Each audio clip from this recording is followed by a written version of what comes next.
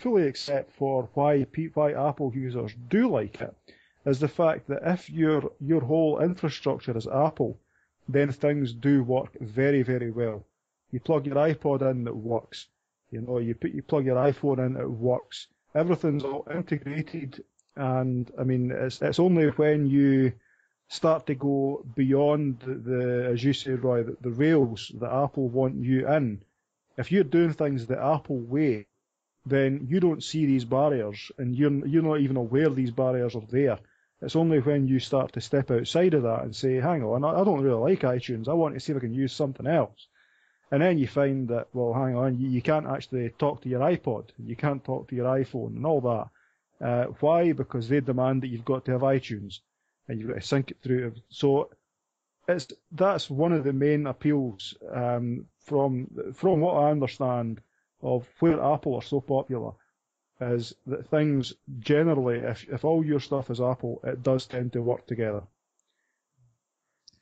And that has a draw to the mainstream buyer. Now, I hate using that word mainstream, but I'm trying to sort of group a collection of people who really don't have the interest. Or how do you define mainstream in this context?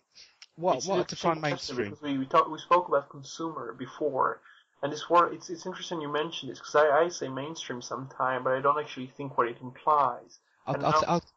My best example of mainstream would be this. If we were to equate it to pop bands, Take That would be mainstream, and Haggard, a German death metal band, which I'm a big fan of, wouldn't be. And it's purely to do with brand name, popularity, perception, and it can all be around sort of a false image of something. For example, people's belief that Apple is somehow fashionable, and to be anybody you've got to have an Apple product sticking out your back pocket. But whatever the reason, it's a perception, and it's a group collective belief, and that's obviously. It's the people who think pop music is an actual genre. Pop stands for popular, ladies and gentlemen. It's not a genre. If classical music was very popular, it would by definition be pop. Pop is not a genre. So mainstream is for people who think pop is a genre. I've learned something then. Because pop. But I think there is a strict definition of the word, and then there is like the de facto use of the word, and this is one of those cases where the word lost its definition due to the use in the context of. So when you say pop, what people usually mean by it is different from what it's supposed to mean. Or all kinds of words like libertarian also lose the meaning, and you start to associate things with the use of the word as opposed to what the word actually means by definition. We had this discussion a few episodes ago, and I think we're all guilty of using words that have lost the meaning. And I think we brought up before the word troll, and troll now is a term used when somebody disagrees with you and maybe is a bit rude about it, and they get instantly called a troll. So I think a lot of people use these words that have lost their meaning over the years, and piracy is another one. But what we'll do, Roy, yes.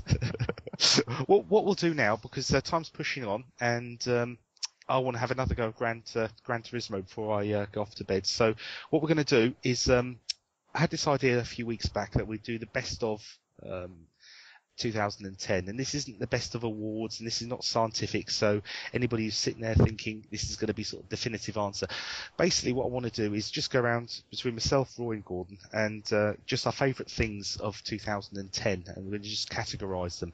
So if you'll indulge me for a few minutes. Alright, the first question that I want to put to everybody is their favourite distro of 2010.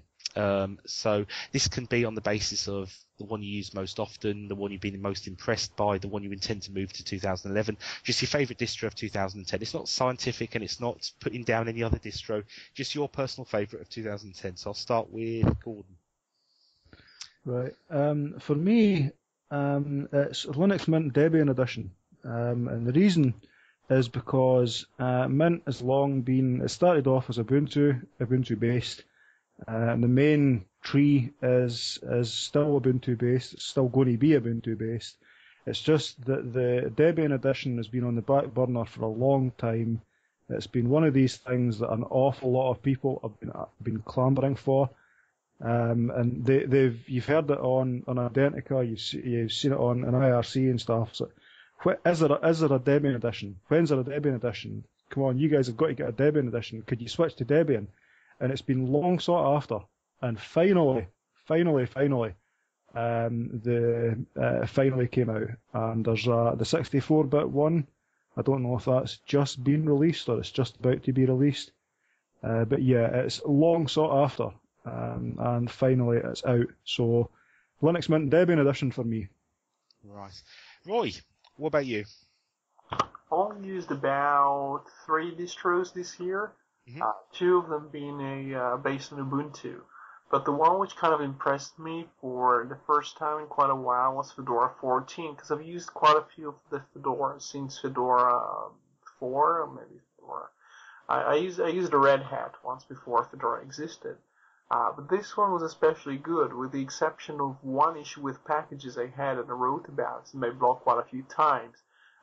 Basically, 2 days ago, I wrote about Fedora 14, which I've used for almost 2 months since its official release, and it's been extremely pleasing so far. I only had very few issues with maybe crashes once a week or 2 weeks, not fatal crashes, but just things like applications crashing. And I think I wouldn't necessarily say it's the best distro, to be honest, but I think if you're looking to avoid using the main Ubuntu-based distros, and I assume most people do go for the Ubuntu-based, the Ubuntu-derived, or pure Ubuntu distros. This might be one for them to consider looking at, because it's extremely stable, it looks very professional, and it's got support, it's got a nice community behind it, and the website has been improved too. I've used Ubuntu since at some capacity, usually on at least one computer. I've used Ubuntu since 4.10, which was the first release, so I'm not going to quit using Ubuntu on at least one machine, so I'll always use that. If you're looking for something else, and if we give merit here for something that's not necessarily the best distro, but one of the promising entrances, or one of the promising, boys on the block, in my case, it would be Fedora 14, which they put lots of effort into even before it was released. Right, well, then that leaves me, and I think anybody who's read my blog or heard me on the show often talk about it, and it's Sabian 5.4. GNOME and 64-bit version. Have we decided yet how Sabian's pronounced? Gordon, was it you told me how to pronounce it, or was it you, Roy? Because I'm sure I'm pronouncing it wrong. I was quickly trying to do a quick search of Google while you were talking, Roy. I believe it's Sabayon, but it's an Italian dessert. It's an Italian dessert. Right. So I believe it's Sabayon. Yeah, right, that's the way I hear people pronounce it as well so far. So you say, I think you say it Sabiyon? Yeah. Yeah, well, and I hear everyone else saying it the same way Gordon just did. So. Funnily enough, I've just actually pulled up a site as we were talking, and according to this person, it's the way I pronounce it, Sabayon. But I'm going to go with Gordon's one, so I will stick with that. So that was my favourite, mainly because it's punchy, it's solid, rock solid, in fact. And I've had not an ounce of bother from it from when I first installed it. It's a rolling release, it runs off that system, so very little maintenance, detected everything that's stuffed into it, and probably the first out-of-the-box experience I've had from Linux. Admittedly, I haven't spent a lot of time with Mint, so I can't comment there, but certainly for 2010 and going on to the foreseeable future, I can't see myself moving now. So I'm very happy with that one. Yeah, I have a very negative perception of that. Sorry, I'll just say it very quickly. In previous years, since it was released, I had several reasons to be afraid of this distro. One of them is based on Gen 2, which some people tend to think of the kind of Ricer's distro, and I kind of try to stay away from any of that sort of stuff. But this, of course, is pre-compiled, so there is no issue with that. One of the second reasons is they tried Ext4 before Ext4 was final, and as we know, Ext4 before it was released as a final version had some issues with small files disappearing. And one of the other reasons is the proprietary software it contained. It used to be a very large CD, I'm not sure if it still is, of about 4 gigabytes of software, including some proprietary software. And the fourth thing, the last one, is I think it was XGL, was the name of the 3D things at the time. It contained this support out of the box. That was one of the impressive features, but also at the same time it included proprietary drivers at the time, and that would make it be perceived as a kind of a distro that goes the way of Linspire.